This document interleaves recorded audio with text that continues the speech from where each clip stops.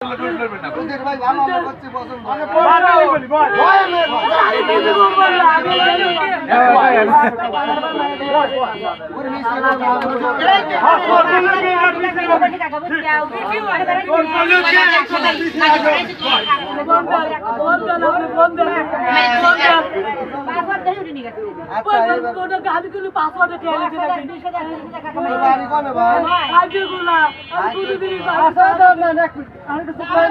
আমি দাস করে কোনো জিজ্ঞাসা করব না